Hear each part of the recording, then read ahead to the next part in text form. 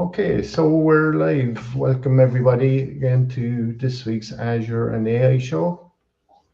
And with me this week we have Ankit, and he is going to talk about Edge AI for smart devices, right? So you can see it there on the screen.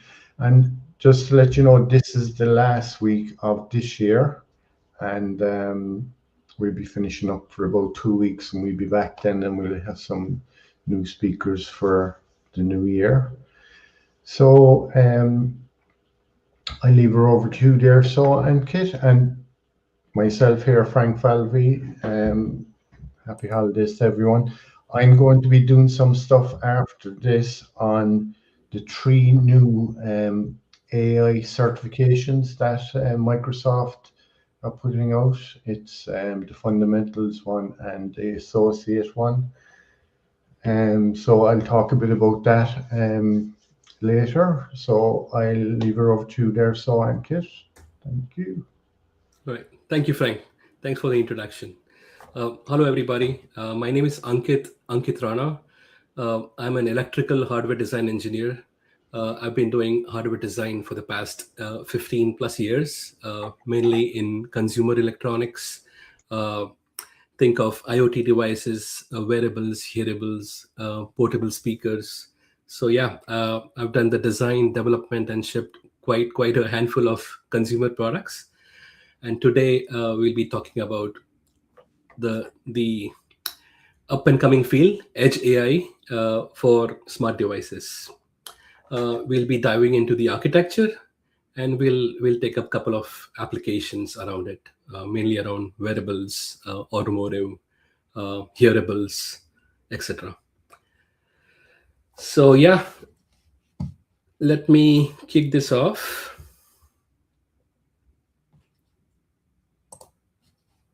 Yeah, so what is Edge AI? So Edge AI is a up and coming field in artificial intelligence on the device. So rather than sending all the data, streaming everything to the cloud for processing, you can run AI models directly on your device, which is either a smartphone or an earbud or an industrial sensor, perhaps. So this localized approach puts the brain at the edge of the network, hence Edge AI, enabling devices to make intelligent decisions autonomously without connectivity to the cloud. So the compute happens where the data originates, fundamentally changing how we design responsive, privacy-conscious systems. And because there is not a lot of streaming to the cloud, and the decision happens on the device, you can expect an order of magnitude better latency than something you would expect from a cloud-based system, a cloud AI-based system. On the contrast, cloud AI is centralized processing, where traditional cloud relies on powerful servers behind to process data transmitted from these devices. So although you get unlimited computational resources, it introduces latency, requires consistent network connectivity, and because you're streaming vast amount of data, it raises privacy concerns. Cloud AI excels at massive data sets with high computational power, but it struggles in scenarios demanding instant response. So a class of devices which does not need a lot of data to be uploaded to the cloud server, those are the kind of use cases where Edge AI can be beneficial. And with cloud AI, you can expect higher latency.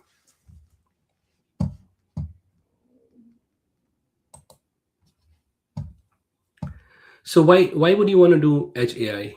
So it lets these devices, Edge AI lets these devices be intelligent, autonomous, and it can have on-device decision. What benefits does it offer?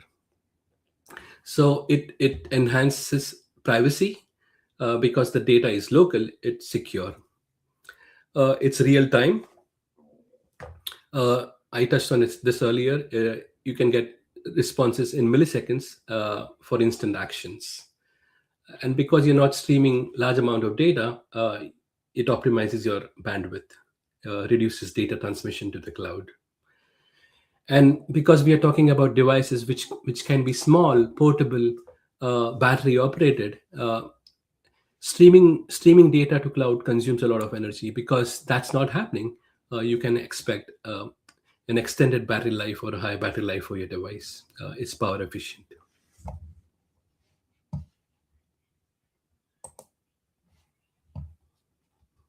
So let's look at the pipeline of what happens on an edge AI device. So the entire pipeline happens on the device itself, right? So let's say a device, you have stream of data that's coming from a sensor. Now these sensors could be accelerometers on your smartwatch. It can be microphones on a hearable device. It could be cameras on an industrial IoT device, or it could be a medical device, right? What you're trying to do is get this information from a transducer, a sensor. You pre-process it on the device itself. So pre-processing involves signal conditioning, any noise removal, filtration, etc. Right? You're trying to extract the feature that is of interest to you, normalize it, and then since the model is running on the device, this extracted filtered data, you can have inferences generated out of it.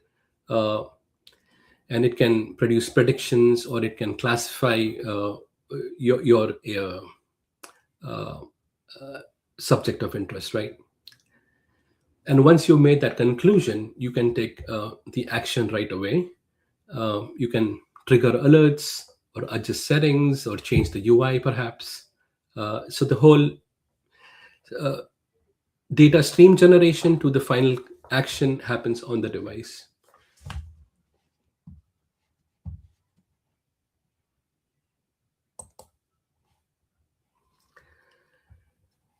Let's look at where Edge AI is gaining traction. So there are multiple verticals where Edge AI could be beneficial.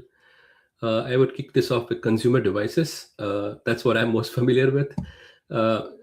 Smartphones, smartwatches, hearables leveraged Edge AI for personalized experiences. Something like an Alexa device, right, which is always on voice assistant.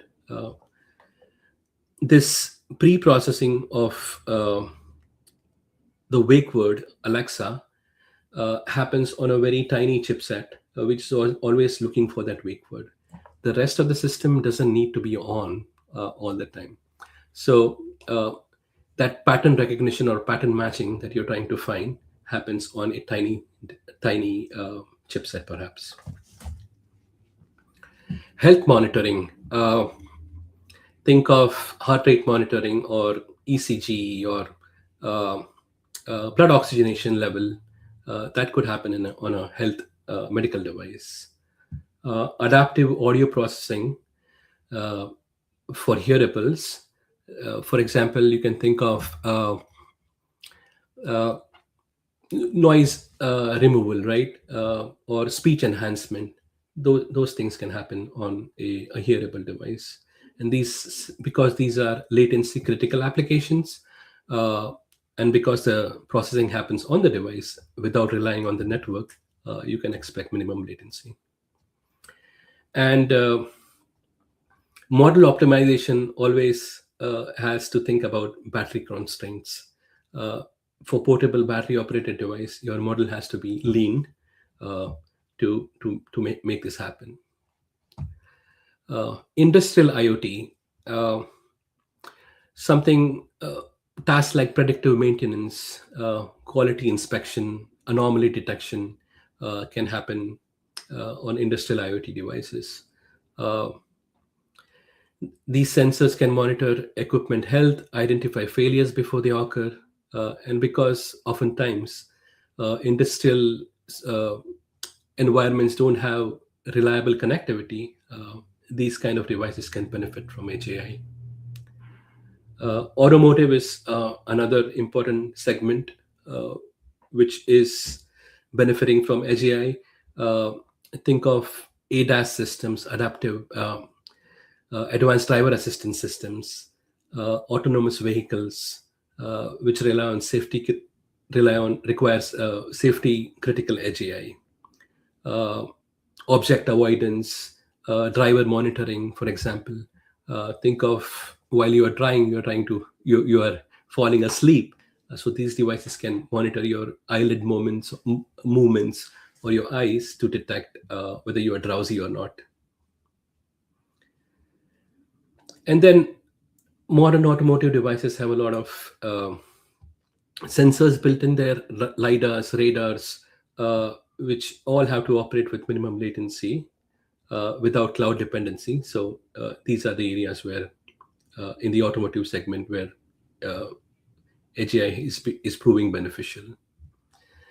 And we touched on this earlier: healthcare, patient monitoring, abnormal heart condition monitoring, fall alerts. These are the segments that benefit in the healthcare sector. And then, because again, data is not being streamed to the cloud, compliance regulations such as General Data Protection Regulation or HIPAA compliance doesn't let you stream data. So healthcare devices can benefit from edge AI. The real-time inferences enable immediate intervention in emergencies. Any questions so far?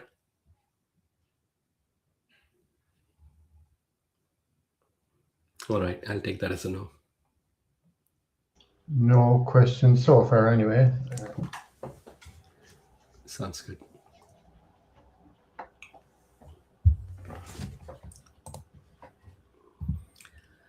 All right, let's look at what does it take to build an edge AI device, right? These systems integrate multiple subsystems that must work harmoniously under strict power and thermal budgets. Modern wearables represent highly constrained compute environments. So imagine sensors being present on the device, IMUs, motion sensors, right? Heart rate monitors, microphones, environmental sensors provide the raw input. So the data stream, data with respect to time, is what's being generated on these devices. And sensor fusion is what combines data from these multiple sensors and run algorithms on it for robust inference. And then heterogeneous compute, right? These devices are complex. They can have CPUs, microcontrollers, digital signal processors. Neural processing units are the latest machine learning and AI chipset that are coming out that can handle different workloads. So things like task scheduling can happen on these devices, right? Some of them are more power efficient at doing certain tasks than the others. And hence you can kind of balance out the workload in the device, and then hence consume less power, which eventually leads to better battery life for these devices. And because these devices often have onboard storage, memory on chips, SRAMs, flash storage, they can reduce your latency to process the stream of data that's coming in. And then there are modern techniques in power management, like dynamic voltage and frequency scaling. If there is not a lot of demand to process the data, you can tune down your voltages. There are different power rails in such a device. You can tune up or tune down how you want the power to be handled depending on the workload. So there is dynamic voltage and frequency scaling that can happen just to extend your battery life.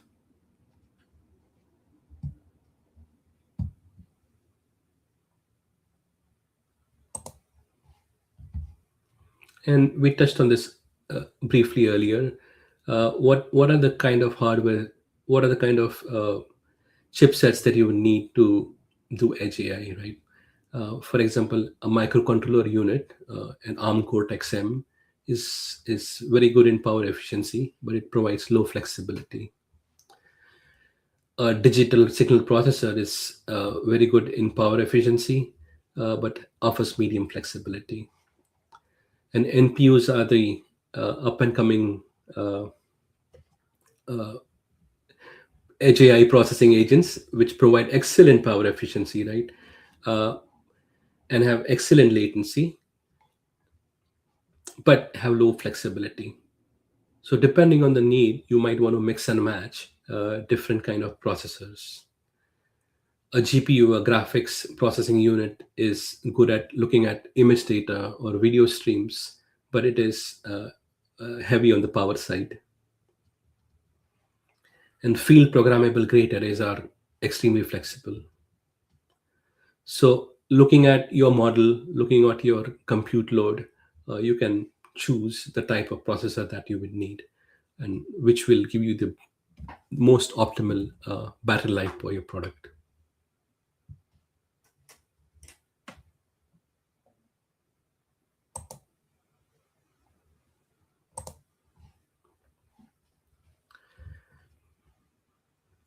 And how do you optimize these models for edge deployment, right?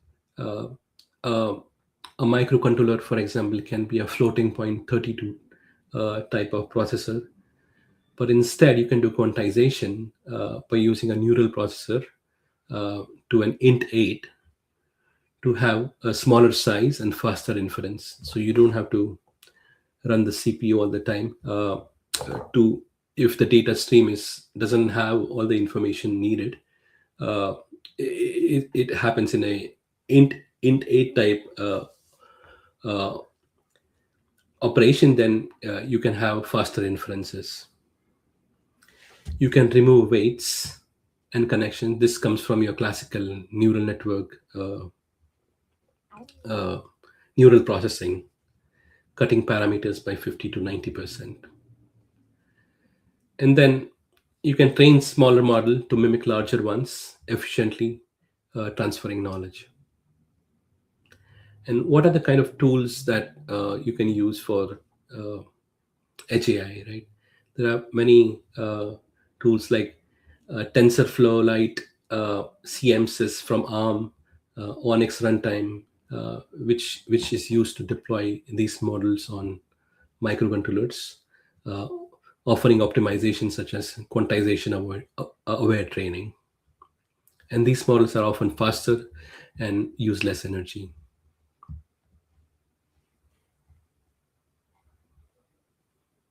So before you had this huge model running on the cloud, and because you quantized and optimized, it could be a lean model with which can run faster.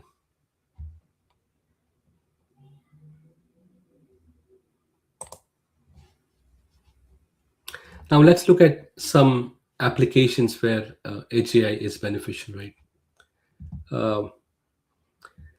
For a wearable device, think of your vitals monitoring or tracking, like heart rate, blood oxygenation level, electrocardiogram, uh, trying to detect irregularities. Uh,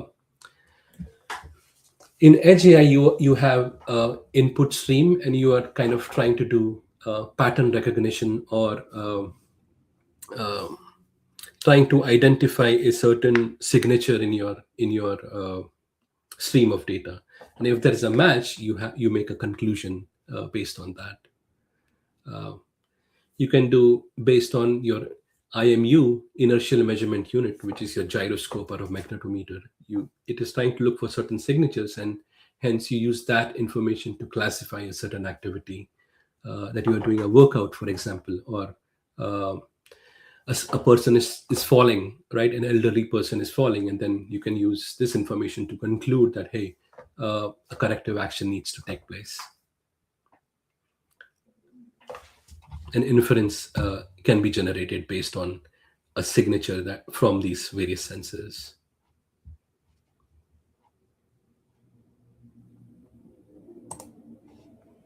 Hearables, smart audio and voice, this can benefit tremendously from Edge AI. Wake word detection, Alexa or Hey Google, these models can run on the front end DSP or a neural processing engine, neural network processor, to be always on, consume less power. Uh, and again, they preserve privacy because you're not, the device is not always listening to you. The cloud connection only happens when it detects the keyword or the wake word. ANC, adaptive active noise cancellation. Machine learning models can predict ambient noise, providing real-time adaptive ANC. And they can have extremely good latency, surpassing cloud-based solutions. And then beamforming and speech enhancement. Beamforming is when you can use multiple microphones to point towards a person's mouth to only pick up the sound coming from that direction and cancel everything that's around you. So multi-microphone arrays with deep learning can isolate user speech from the background noise, enabling crystal clear calls in noisy environments.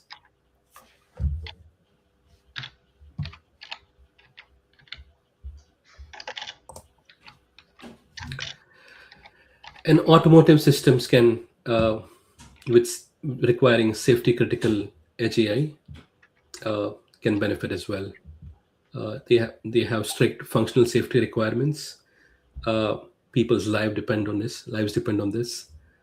So these things have to be running on the device without cloud interference, right? Driver monitoring, drowsiness detection with IR cameras, can do driver alertness monitoring, sensor fusion data coming from cameras, radars, lidars, ultrasonic sensors for robust autonomous driver assistance systems. And safety critical functions like autonomous emergency braking, collision avoidance can benefit from Edge AI.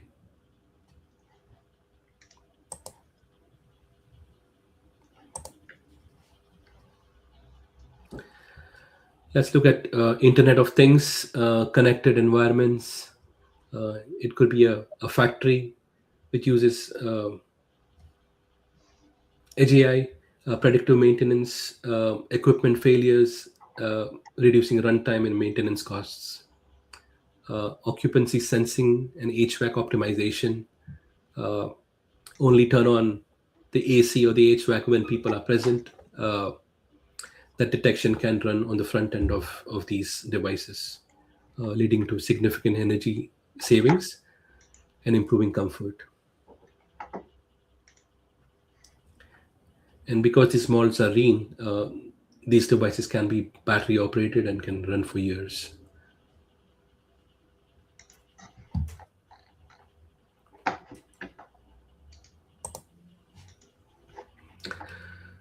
So what challenges lie ahead, and what's the path forward, right? So we cannot have heavy models running on these tiny wearable devices or these battery operated devices. So the kind of compute processing capabilities have to be taken into account when a model is generated or created, necessitating co-design of algorithms and hardware. And because most of these devices could be battery operated, you have to make sure that the model doesn't use a lot of compute power to drain the battery.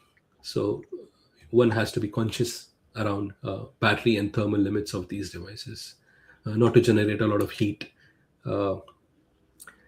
have novel cooling methods, distribute processing loads, do smart power management, like we touched on earlier, dynamic voltage and frequency scaling, which can help improve the battery life and reduce the thermal load on the device.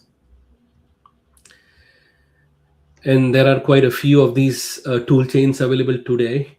There is a bit of fragmentation, right? There is not one path that people take, which prevents portability and driving standardization.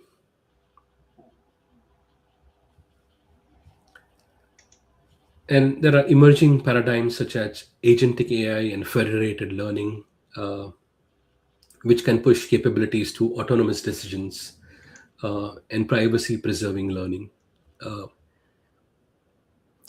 Federated learning is like a decentralized machine learning approach where a model is trained across devices, multiple devices, could be smartphones, wearables, edge sensors, without ever transmitting the data to the cloud. So the inference happens on the device, learning from your local usage, and sends back only the model updates back to the cloud. And agentic AI is not just reactive device smartness, but also proactive, right? Like a fall detection, for example, in a smartwatch or a wall-mounted sensor. It's not just saying that, hey, you are falling, but it's doing some smart actions based on that as well.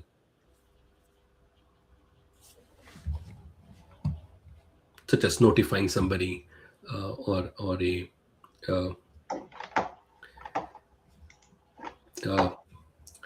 calling emergency services, for example.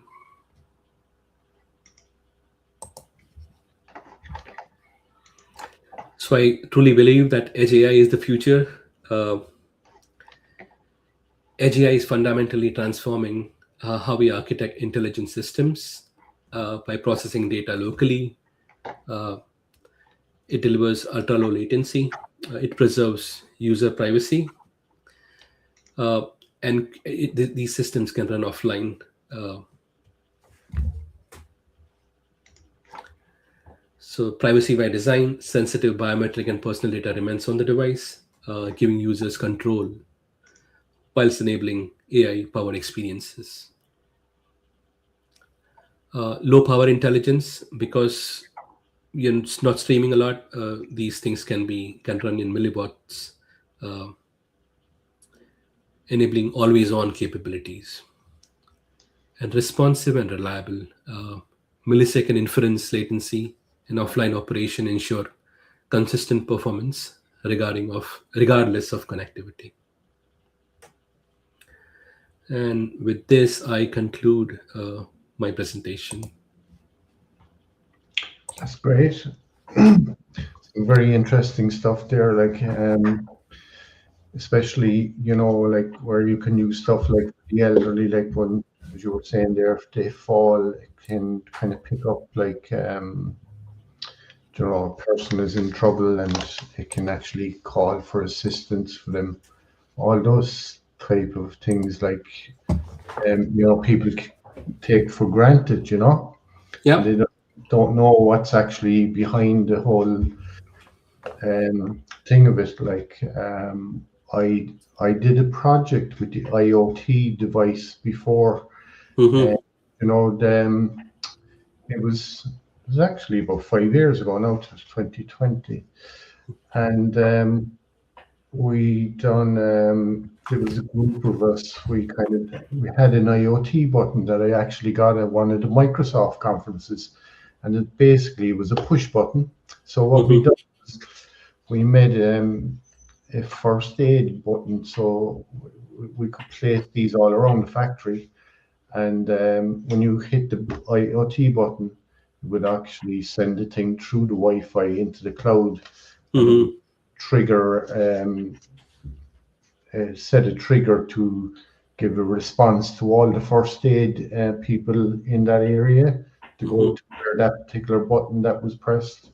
So it's kind of interesting stuff you can do with the AI and IoT. Yeah, this reminds me of a project that my team was involved at Amazon. Amazon had these IoT buttons, like you said, to Yeah. order specific things. Let's say you run out of your uh, laundry detergent, you can press a button and Amazon would send you that Yeah. I did without see you having to. that. Yeah, Yeah. yeah, So you have it inside in your toilet, and the toilet paper has a button on it. So when you run yeah, out the toilet paper, it yeah, hits the button, and then Amazon will send a delivery out to you. It's yeah. like, yeah. Very good. Very interesting. What you can do with all those AI on the edge. Yeah, So yeah. yeah, And with these new NNPs, neural processors that are coming out every day, I think the the scope is going to explode tremendously in the coming days. Devices can be smaller, smarter, uh, always on. The yeah, battery is what prevents these devices from, being comfortable. Let's say hearable devices. It consumes the battery takes the most space in your device. yeah.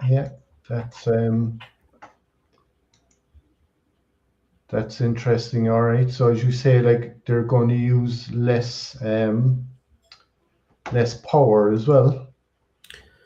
Correct. So all you're trying to do is basically pattern recognition, and some of these processes are very efficient in doing pattern recognition tasks.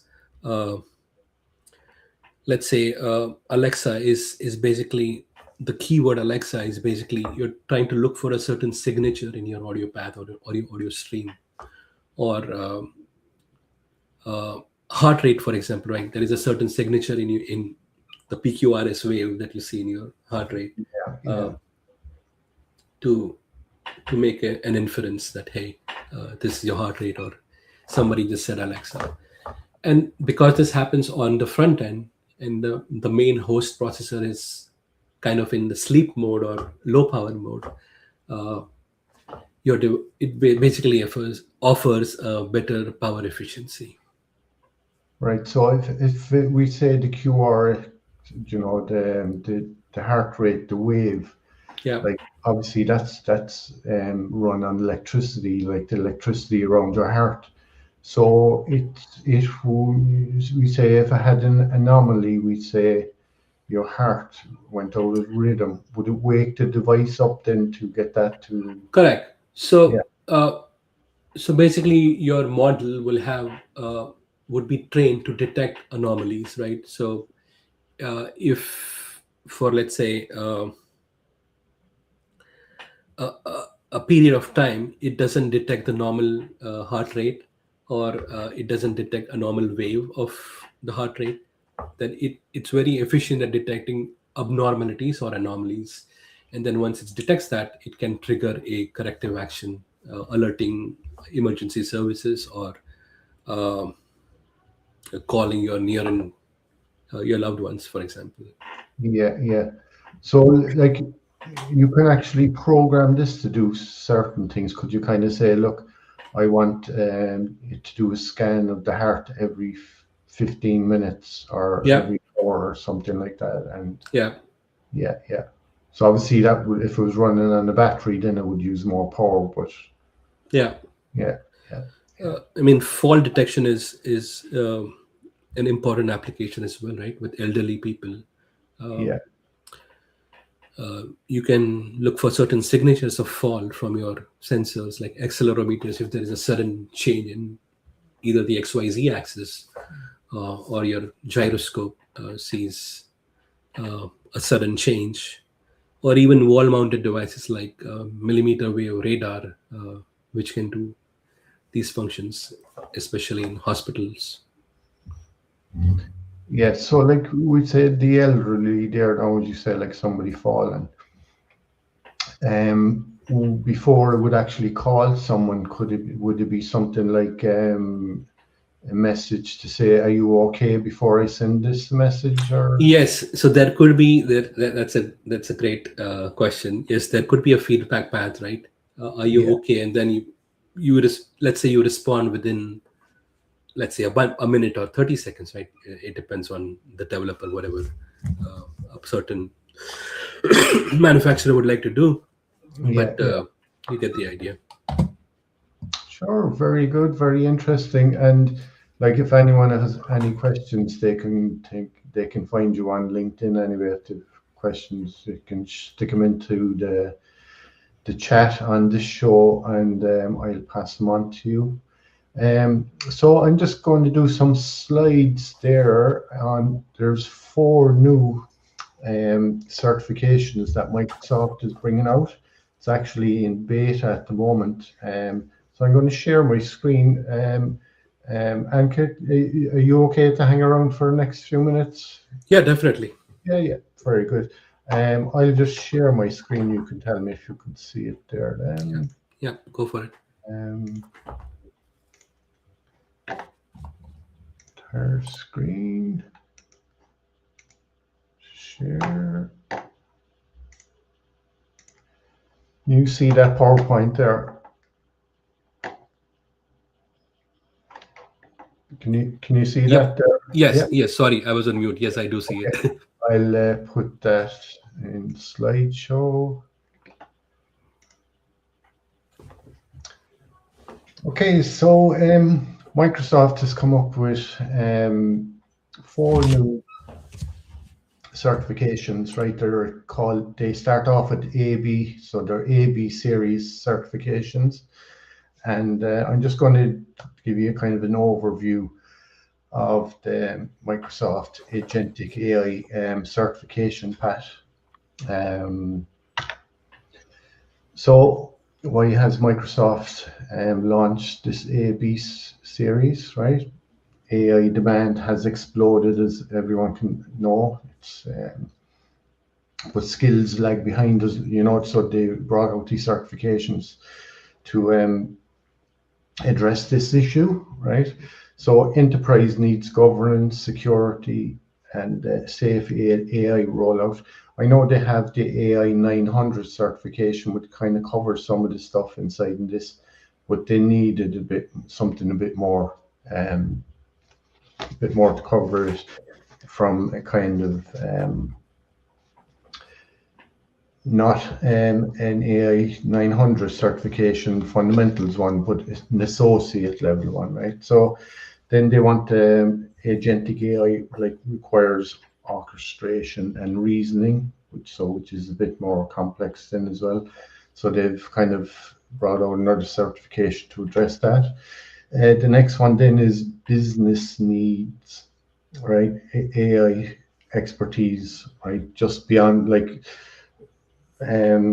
not just putting in a prompt and asking it for something, right? So it's kind of going beyond that. So what is agentic AI, right? AI systems that reason, plan, and act, right? And you could have a group of agents that kind of talk, they collaborate with each other. So you could have, we'd say, an IT agent that could be, you could have one agent for kind of refreshing, say your workers need new laptops or wherever like that. So they can put a request into the IT, and then the IT would kind of pass it on to the other agent, the fulfillment agent, and then the fulfillment agent would send it on then to the shipping department or whatever. So you could have a group of agents around that would kind of collaborate with each other to get a job done. So that's kind of end-to-end kind of workflow. So somebody sends in a message to the IT department to say their laptop is after packing up and it's beyond warranty, and so you know what I mean.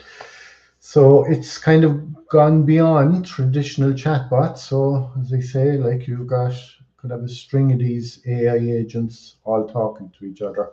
So that was just kind of one example there. The IT agent would have loads of other agents to do the job. So the AB 900, as he says, the fundamentals one, right? It's Copilot and Agent Administration Fundamentals. So it's for IT administrators, right, to secure, deploy Copilots across M365 platform. And again, that's got governance and compliance in it. And as I said, the 900, anytime you see the 900, that kind of shows you that it's a fundamental certification, so not too heavy. Then you got the AB 730. So that's the Microsoft AI Business Professional, right? It's designed for analysts and consultants. It kind of translates some business problems into AI solutions. These, I'm going to go over these a bit more in detail from the Microsoft Learn platform there in a minute, so we'll give you a bit more, expand on these things, right? So it's focused on value and use cases and business-driven AI. So as I say, I'll expand a bit more on these ones. So this is just kind of to show you who it's for, the AB 730. And then you got the AB 731, right? The Microsoft AI Transformation Leader. Like this one is designed for managers and leaders. AI strategy and governance again. It's expanding a bit more on that kind of stuff. And change management and measuring return of investment for artificial intelligence initiatives. So I'll expand a bit more on these. This is just a quick overview on what they are for. And then you got the AB100, you got AB100, Agentic AI Business Solutions Architect. And as I said, now these are all in beta at the moment. So in the new year, these will all go mainstream. They'll all go GA. Right, so this one is designed for architects and AI engineers. I know they have a certification already, is the AI 102, that's the AI engineers one. That one is already there. So if somebody wants to do that certification, that's available. It's for designing multi-agent systems. As I kind of said at the start there, you can have a couple of different agents and they're all collaborating with each other. Enterprise AI orchestration, and this one is the advanced certification.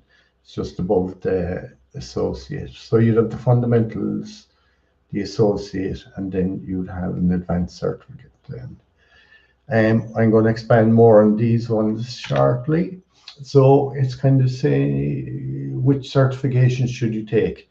Basically, if you're an IT admin, AB 900, and that's the fundamental ones. Then you go up to the business functional role, which is the AB 730, and then managers and leaders, AB 731, and then the more advanced one, then architects and AI engineers, is the AB 100.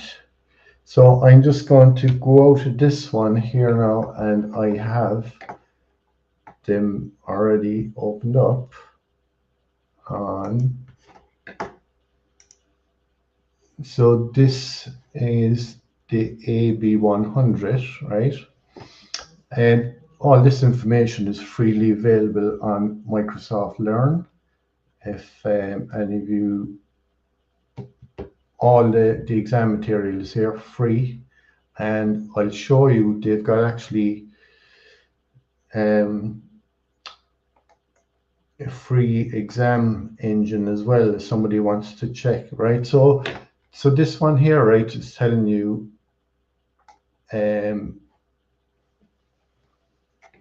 how to earn it, right? So they got all the different links, certification renewal and wherever. But I'm just going to go down to the actual stuff, right? Skills measured and the breakdown of the actual thing. So here we start off, right? So the first part of it, right, which will cover business solutions, you get 25 to 30%, right? So analyze requirements for AI powered business solutions, right? So these are the kind of topics that are covered. access to use of agents in task automation, data analytics, and decision making. I'm not going to read down through the whole lot of it, but I can leave the links for the 4 of these new certifications in the LinkedIn and the YouTube channel if anybody wants to go in and read everything about them. So that's the first section anyway, 25-30%.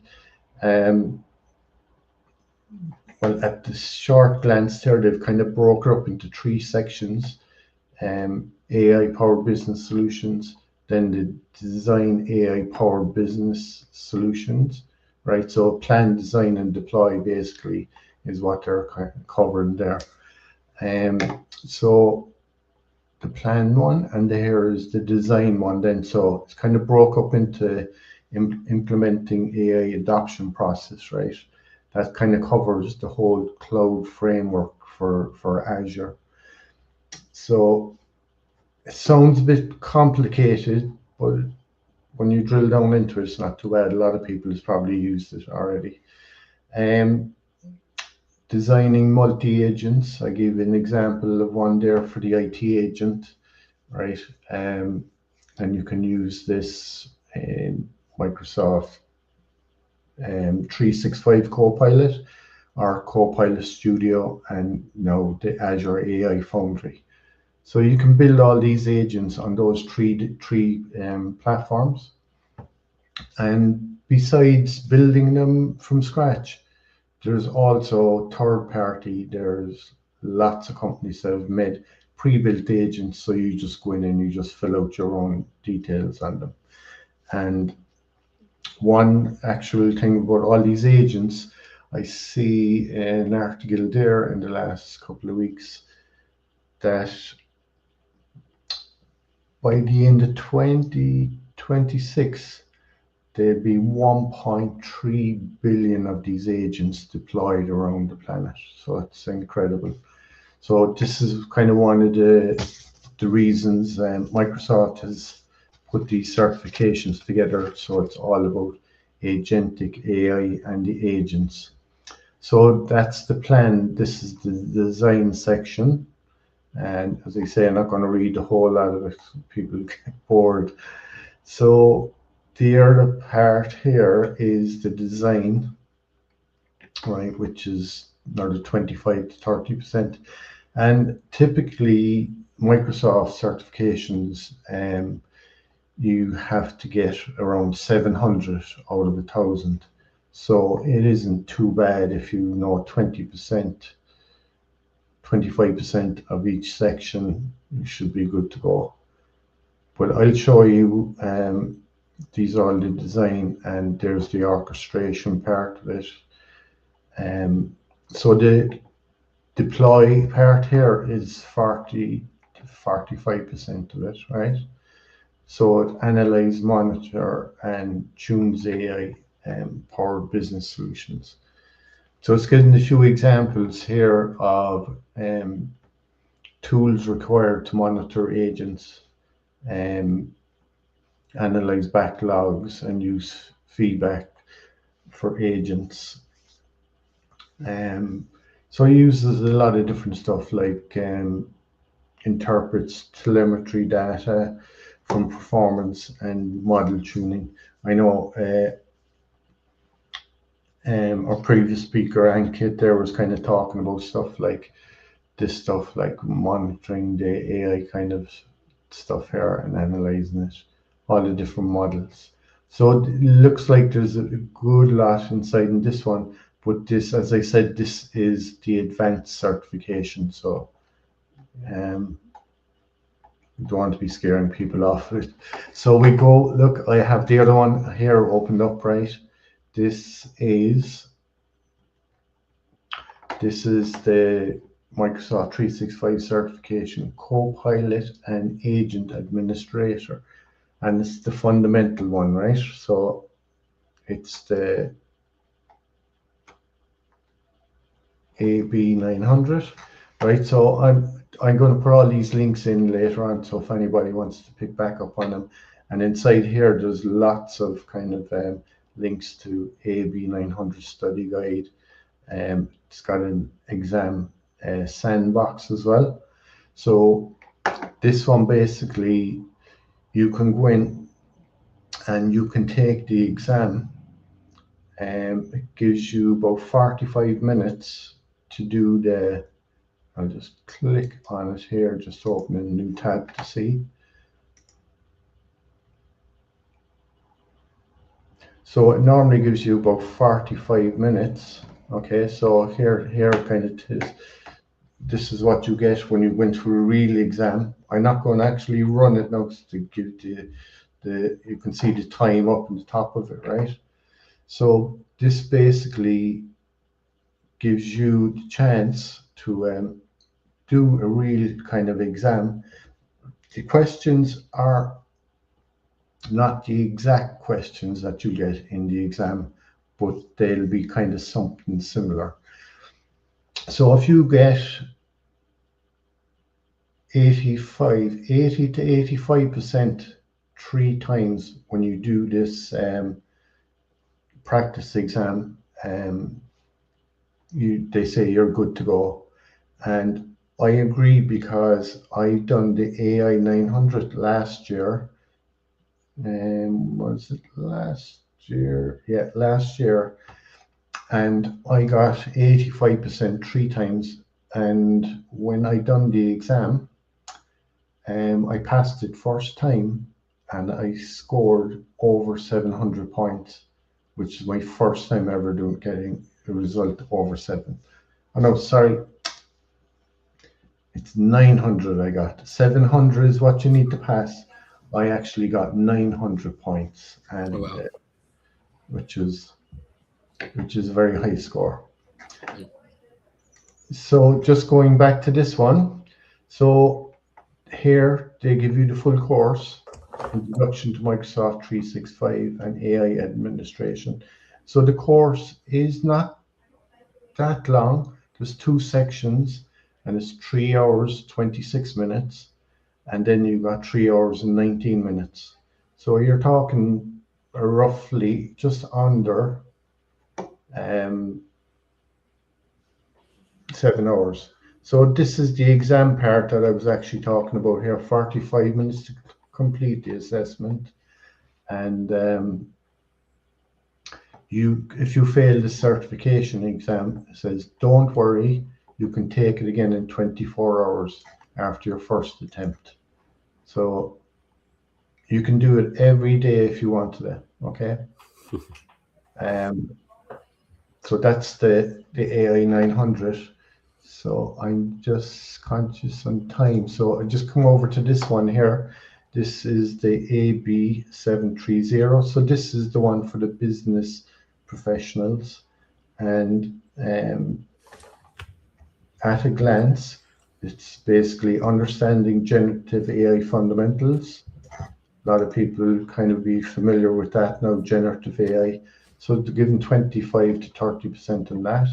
And the next part then is managing prompts and conversation by using AI, 35 to 40% there. So this will be, I think, an easy enough one for people to pass if they've kind of used prompts and generative AI for making like pictures and documents and PowerPoint slides. So draft and analyze business content using AI. I think a lot of people now in the last year or so should be able to do that. So that's the understanding AI fundamentals, managing prompts, and draft and analyze business thing. So there's not too much in this one. Probably easy for me to say, but I think most people should manage this one. The next one then is AB 731, and that's AI transformation for leaders, for managers and that, right? So scroll down to this. So the 3 things here is identify the business value of generative AI, identify capabilities and opportunities for the business, identify adoption strategy. Like any business, before they actually build any of these agents and run them, they should really have a strategy to see what they're actually going to do with it, because this is not free. It's like you're going to open up a tenant and you're going to run stuff in the cloud, so you're going to be charged for that, and there's licenses and all this thing. So adopting a strategy is definitely good business. So the next one is, I should have it here. No. So this is kind of the landing page of Microsoft Learn. And Microsoft Learn is free, okay? So when you go in and you land on this page, you will get all the different links if you want to go to Azure, Artificial Intelligence, Copilot. And because we're kind of talking about AI, I'm just going to open up another page here just on this one. And you can actually see, right, this is the AI Learning Hub. This is all free now as well, guys. So definitely you want to sign up for all free courses. So this is my profile up on the top side here. If you click into it, you can see it gives you badges, trophies, and stuff like that. It'll store all your credentials and stuff like that. So you can see I've been doing this for a few years now, so don't worry if you see 300 badges up there. It took me maybe 9 years to do all this stuff. So to give you all these badges, and like you can share these badges. We'd say if you want to share them out to LinkedIn or wherever your favorite platform is, like Facebook, LinkedIn, wherever. So definitely worth signing up to for these ones. So if you do some training in specific areas, they give you actually kind of trophy badges. These are all digital badges as well. So so I've got 46 of them ones. So definitely worth signing up to Microsoft Learn. And as I say, it's free. So. Very cool. Yeah, so there's a lot of stuff kind of coming in the certification side of things, and those four pages now, those links, I will put them into LinkedIn there for people if they want to explore any of them. So yeah. So any questions on that, Ankit? No, you covered it quite well. A couple of them sounded interesting. Yeah. I'd say definitely I'll do the AB 900 in the new year. So yeah, awesome. Be good to have it, yeah. So this is the last show for this year, guys. I'll be back in the new year, and we have a lot of new speakers. And I have a thing open on Sessionize.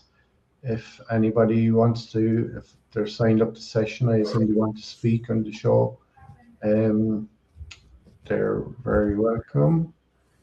I normally have 3 slots open every week, so if somebody wants to, even if you reach out to me on LinkedIn, I can sort you out with a slot.